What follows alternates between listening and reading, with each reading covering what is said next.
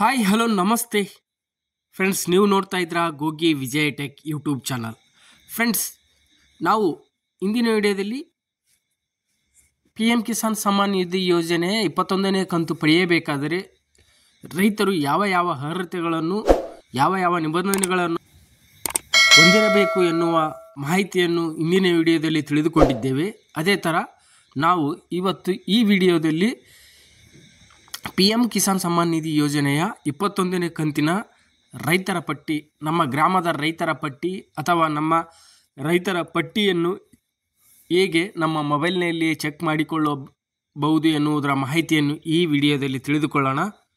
ಬನ್ನಿ ಫ್ರೆಂಡ್ಸ್. ನೋಡ್ಬೋದು, ನಾವು ಮೊದಲನೇದಾಗಿ ಫ್ರೂಟ್ಸ್ PM ಕಿಸಾನ್ ಈ ವೆಬ್ಸೈಟ್ಗೆ ಬರಬೇಕಾಗುತ್ತೆ. ಈ ವೆಬ್ಸೈಟ್ನ ಲಿಂಕನ್ನು ನಾನು ವಿಡಿಯೋದ ಕೆಳಗಡೆ ಡಿಸ್ಕ್ರಿಪ್ಷನಲ್ಲಿಯೇ ಕೊಟ್ಟಿರುತ್ತೇನೆ. ನೀವು ನೇರವಾಗಿ ಹೋಗಿ ಈ ಪೇಜ್ಗೆ ನೀವು ಬರ್ಬೋದು. ಆ ಲಿಂಕನ್ನು ಸೆಲೆಕ್ಟ್ ಮಾಡಿ. ಫ್ರೆಂಡ್ಸ್, ನೋಡ್ಬೋದು, ಇಲ್ಲಿ ನಾನು ಮೊದಲನೇದಾಗಿ ನನ್ನ ಮೊಬೈಲ್ನಲ್ಲಿ ಈ ವೆಬ್ಸೈಟನ್ನು ಓಪನ್ ಮಾಡಿರುತ್ತೇನೆ. ಅದರಲ್ಲಿ ನೋಡ್ಬೋದು ಫ್ರೆಂಡ್ಸ್, ಇದೇ ಥರ ಇಲ್ಲಿ PM ಕಿಸಾನ್ ಫ್ರೂಟ್ಸ್ ವೆಬ್ಸೈಟ್ ಬರುತ್ತೆ. ಇಲ್ಲಿ ಮೊದಲನೇದಾಗಿ ನೋಡ್ಬೋದು ಫ್ರೆಂಡ್ಸ್, ಇಲ್ಲಿ ವರದಿಗಳಂತಿದೆ. ಫ್ರೆಂಡ್ಸ್, ನೋಡ್ಬೋದು, ಇಲ್ಲಿ ವರದಿಗಳಂತಿದೆಯಲ್ಲ, ಅದನ್ನು ಸೆಲೆಕ್ಟ್ ಮಾಡಬೇಕಾಗತ್ತೆ. ಸೆಲೆಕ್ಟ್ ಮಾಡಿದ ಮೇಲೆ ನೋಡ್ಬೋದು ಫ್ರೆಂಡ್ಸ್, ಇಲ್ಲಿ ಘೋಷಿಸಿದ ರೈತರ ಪಟ್ಟಿ ಅಂತಿದೆ. ಫ್ರೆಂಡ್ಸ್, ನೋಡ್ಬೋದು, ಇಲ್ಲಿ ಘೋಷಿಸಿದ ರೈತರ ಪಟ್ಟಿ ಅಂತಿದೆಯಲ್ಲ ಫ್ರೆಂಡ್ಸ್, ಅದನ್ನು ಕೊಡಬೇಕಾಗುತ್ತೆ. ಕೊಟ್ಟ ಮೇಲೆ ನೋಡ್ಬೋದು ಫ್ರೆಂಡ್ಸ್, ಇಲ್ಲಿ ಮೊದಲನೇದಾಗಿ ನಾವು ನಮ್ಮ ಜಿಲ್ಲೆ, ತಾಲೂಕು ಮತ್ತು ಹೋಬಳಿ, ನಮ್ಮ ಗ್ರಾಮವನ್ನು ಸೆಲೆಕ್ಟ್ ಮಾಡಬೇಕಾಗುತ್ತೆ. ಬನ್ನಿ ಫ್ರೆಂಡ್ಸ್, ನಾವು ಇವಾಗ ಒಂದೊಂದಾಗಿ ಸೆಲೆಕ್ಟ್ ಮಾಡೋಣ. ಮೊದಲನೇದಾಗಿ ನಮ್ಮ ಜಿಲ್ಲೆ ಯಾವುದು ಎಂದು ಇಲ್ಲಿ ಸೆಲೆಕ್ಟ್ ಮಾಡಬೇಕಾಗುತ್ತೆ. ನೀವು ಕೂಡ ನಿಮ್ಮ ಜಿಲ್ಲೆ ಯಾವುದು ಇರುತ್ತೆ ಆ ಜಿಲ್ಲೆಯನ್ನು ಸೆಲೆಕ್ಟ್ ಮಾಡಬಹುದು. ಅದೇ ಥರ ನಿಮ್ಮ ತಾಲೂಕು, ಜಿಲ್ಲೆಯಲ್ಲಿ ಯಾವ ತಾಲೂಕು ಬರುತ್ತೆ ಆ ತಾಲೂಕನ್ನು ಸೆಲೆಕ್ಟ್ ಮಾಡಬೇಕು. ಅದೇ ಥರ ನಿಮ್ಮ ಹೋಬಳಿ, ಯಾವ ಹೋಬಳಿ ಬರುತ್ತೆ ಅದನ್ನು ಸೆಲೆಕ್ಟ್ ಮಾಡಿ. ನೆಕ್ಸ್ಟ್ ಅದಾದ ನಂತರ ನಿಮ್ಮ ಗ್ರಾಮ, ಹೋಬಳಿಯಲ್ಲಿ ನಿಮ್ಮ ಗ್ರಾಮ ಯಾವುದಿರುತ್ತೆ ಅದನ್ನು ಸೆಲೆಕ್ಟ್ ಮಾಡಬೇಕಾಗುತ್ತೆ. ಸೆಲೆಕ್ಟ್ ಮಾಡಿದ ಮೇಲೆ ನೋಡ್ಬೋದು ಫ್ರೆಂಡ್ಸ್, ಇಲ್ಲಿ ಕೆಳಗಡೆ ವೀಕ್ಷಿಸು ಅಂತಿದೆ. ಫ್ರೆಂಡ್ಸ್, ನೋಡ್ಬೋದು, ಇಲ್ಲಿ ವೀಕ್ಷಿಸು ಅಂತಿದೆಯಲ್ಲ ಫ್ರೆಂಡ್ಸ್, ಅದನ್ನು ಕೊಡಬೇಕಾಗುತ್ತೆ. ಕೊಟ್ಟ ಮೇಲೆ ನೋಡ್ಬೋದು ಫ್ರೆಂಡ್ಸ್, ಇಲ್ಲಿ ನೆಕ್ಸ್ಟ್ ಕೆಳಗಡೆನೆ ನಮ್ಮ ಗ್ರಾಮದಲ್ಲಿ ಯಾವ ರೈತರಿಗೆ 21ನೇ ಕಂತು PM ಕಿಸಾನ್ ಸಮ್ಮಾನ್ ನಿಧಿ ಯೋಜನೆಯ 21ನೇ ಕಂತು ದೊರೆಯಲಿದೆ ಎನ್ನುವುದರ ಸಂಪೂರ್ಣವಾದ ಮಾಹಿತಿ ಬರುತ್ತೆ. ನೋಡ್ಬೋದು ಫ್ರೆಂಡ್ಸ್, ಇಲ್ಲಿ ಜಿಲ್ಲೆ, ತಾಲೂಕು ಮತ್ತು ಹೋಬಳಿ, ಗ್ರಾಮ ಮತ್ತು ಇಲ್ಲಿ PMK ID ಬರುತ್ತೆ. ಅದೇ ಥರ ನೋಡ್ಬೋದು ಫ್ರೆಂಡ್ಸ್, ಇಲ್ಲಿ ರೈತರ ಹೆಸರು ಕೂಡ ಬರುತ್ತೆ. ನೋಡ್ಬೋದು ಫ್ರೆಂಡ್ಸ್, ಇಲ್ಲಿ ರೈತನ ಹೆಸರು ಮತ್ತು PMK ID ಇರುತ್ತೆ. ಅದೇ ಥರ ನೋಡ್ಬೋದು ಫ್ರೆಂಡ್ಸ್, ಇಲ್ಲಿ ಸ್ಥಿತಿ, ಅರ್ಜಿಯ ಸ್ಥಿತಿ ನೋಡ್ಬೋದು ಫ್ರೆಂಡ್ಸ್, ಇಲ್ಲಿ ಅಪ್ರೂವ್ಡ್ ಆಗಿದೆ. ಅಂದರೆ PM ಕಿಸಾನ್ ಸಮ್ಮಾನ್ ನಿಧಿ ಯೋಜನೆಗೆ ಅಪ್ರೂವ್ ಆಗಿದೆ ಅಂತ ಬರ್ತಾ ಇದೆ. ನೋಡ್ಬೋದು ಫ್ರೆಂಡ್ಸ್, ಇಲ್ಲಿ PM ಕಿಸಾನ್ಗೆ ಕಳಿಸಲಾಗಿದೆ ಅಂತ ಬಂದಿದೆ. ನೋಡ್ಬೋದು ಫ್ರೆಂಡ್ಸ್, ಇಲ್ಲಿ PM ಕಿಸಾನ್ ಸಮ್ಮಾನ್ ನಿಧಿ ಯೋಜನೆಗೆ ಕಳಿಸಲಾಗಿದೆ ಎಸ್ ಅಂತ ಬಂದಿದೆ. ಅದೇ ಥರ ನೋಡ್ಬೋದು ಫ್ರೆಂಡ್ಸ್, ಇಲ್ಲಿ ಇವರಿಂದ ಘೋಷಿಸಲಾಗಿದೆ, ಯಾರಿಂದ ಅಪ್ರೂವ್ ಆಗಿದೆ ಮತ್ತು ಕಾಸ್ಟ್ ಕೂಡ ಬರುತ್ತೆ. ಅದೇ ಥರ ನೋಡ್ಬೋದು ಫ್ರೆಂಡ್ಸ್, ಇಲ್ಲಿ PM ಕಿಸಾನ್ ಸಮ್ಮಾನ್ ನಿಧಿ ಯೋಜನೆಯ ಅಪ್ಲಿಕೇಶನ್ ಸ್ಥಿತಿ ಅಪ್ರೂವ್ಡ್ ಅಂತ ಬರ್ತಾ ಇದೆ. ಅದೇ ಥರ ಇಲ್ಲಿ PM ಕಿಸಾನ್ ಸಮ್ಮಾನ್ ನಿಧಿ ಯೋಜನೆಯ ಸ್ಥಿತಿ ಕೂಡ ಎಸ್ ಅಂತ ಬರ್ತಾ ಇದೆ.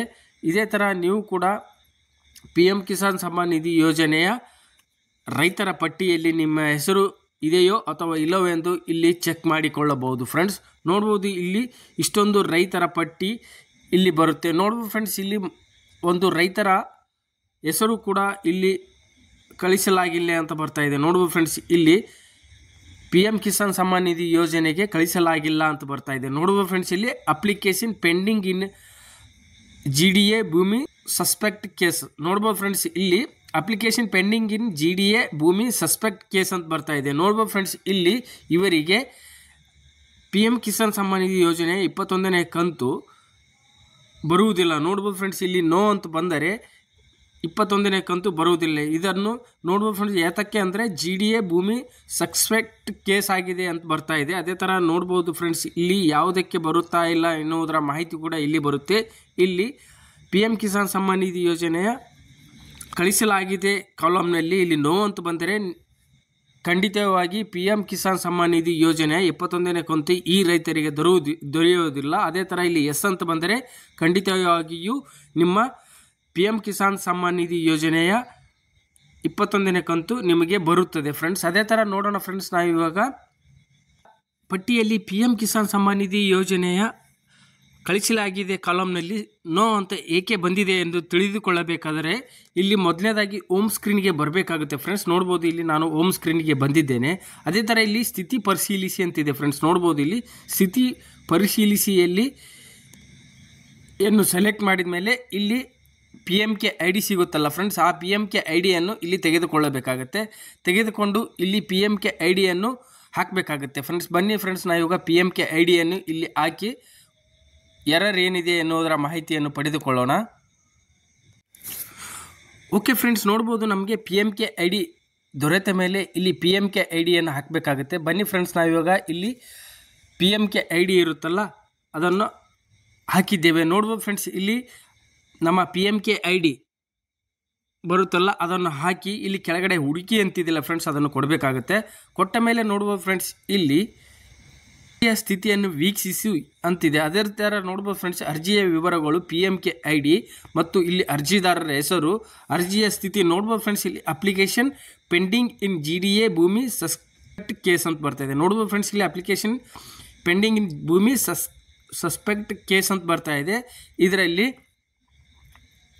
ಅರ್ಜಿಯ ಸ್ಥಿತಿ ಈ ಥರ ಇರೋದ್ರಿಂದ ನಿಮಗೆ ಪಿ ಎಮ್ ಕಿಸಾನ್ ಸಮ್ಮಾನ್ ನಿಧಿ ಯೋಜನೆಯ 21ನೇ ಕಂತು ಬರುವುದಿಲ್ಲ ಫ್ರೆಂಡ್ಸ್. ಅದೇ ಥರ ಇಲ್ಲಿ ಅರ್ಜಿಯ ಸ್ಥಿತಿ ಪಿ ಎಮ್ ಕಿಸಾನ್ ಸಮ್ಮಾನ್ ನಿಧಿಗೆ ಕಳಿಸಲಾಗಿದೆ ಅಂತಿದ್ದರೆ ನಿಮಗೆ ಖಂಡಿತವಾಗಿಯೂ 21ನೇ ಕಂತು ಜಮಾ ಆಗುತ್ತದೆ ಫ್ರೆಂಡ್ಸ್. ಇದೇ ಥರ ನೀವು ಕೂಡ ನಿಮ್ಮ ಅರ್ಜಿಯ ಸ್ಥಿತಿಯನ್ನು ಅಲ್ಲಿ ನೋ ಅಂತಿದ್ದರೆ ಇಲ್ಲಿ ನಿಮ್ಮ ಅರ್ಜಿಯ ಸ್ಥಿತಿ ಏತಕ್ಕೆ ಪೆಂಡಿಂಗ್ ಇಡಲಾಗಿದೆ ಎನ್ನುವುದರ ಮಾಹಿತಿಯನ್ನು ಈ ರೀತಿಯಾಗಿ ನಿಮ್ಮ ಮೊಬೈಲ್ನಲ್ಲಿಯೇ ಚೆಕ್ ಮಾಡಿಕೊಳ್ಳಬಹುದು ಫ್ರೆಂಡ್ಸ್. ಓಕೆ ಫ್ರೆಂಡ್ಸ್, ನಿಮಗೆ ಈ ವಿಡಿಯೋ ಇಷ್ಟ ಆಗಿದೆ ಅನ್ಕೋತೀನಿ. ವಿಡಿಯೋ ಇಷ್ಟ ಆದರೆ ವಿಡಿಯೋನ ಲೈಕ್ ಮಾಡಿ, ಶೇರ್ ಮಾಡಿ ಮತ್ತು ನನ್ನ ಚಾನಲನ್ನು ಸಬ್ಸ್ಕ್ರೈಬ್ ಮಾಡ್ಕೊಳ್ಳಿ ಅಂತ ಹೇಳ್ತಾ ಧನ್ಯವಾದಗಳು ಫ್ರೆಂಡ್ಸ್.